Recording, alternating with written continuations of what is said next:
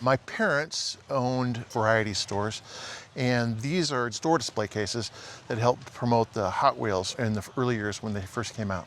So these were actually in your parents' store on display? Yeah, in fact, if you look right here in the corner, there's the sticker, and this whole set was on sale for $14.95, never sold.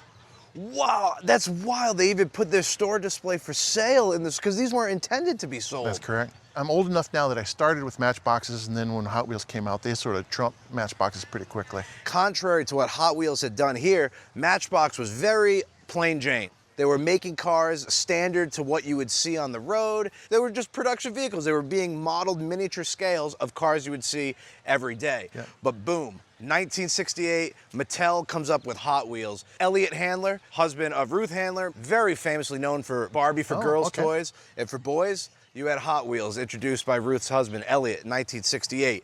The whole Hot Wheels craze was based on Southern California car culture. Yep. Hot rods, cool pinstriping, metallic colors. Fast. Yes, fast. Mattel saw this going on, and they said, we have to capitalize on this, because what little boy is not going to want to play with a bunch of awesome hot rods? Exactly.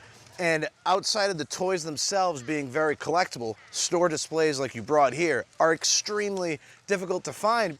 Miraculously, every display here is intact with all the cars as they would have been received from Mattel. So the three cases you have here, 68, 1969, and 1970. The 1970 and 1969 displays, they are relatively more common to the 68, but it's still very hard to find. For 1970, this was the one display you would have received.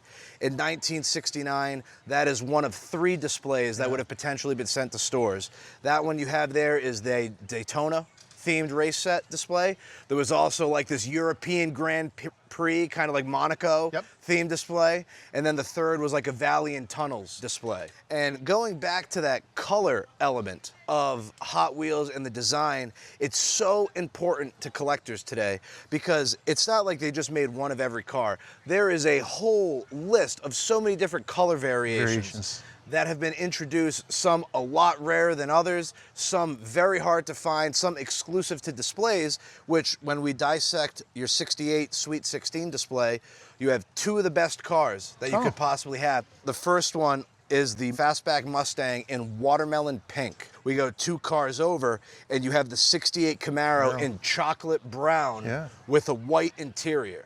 Now, these two cars are exceedingly rare just to have the little car, let alone sealed in the display.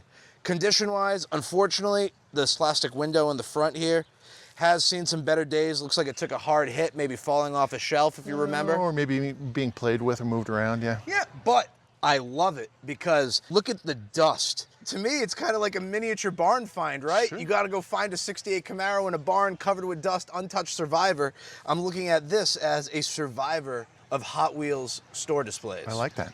To give a breakdown of values of what we have, the 1970 and the 1969 display, easily $5,000 to $10,000 each.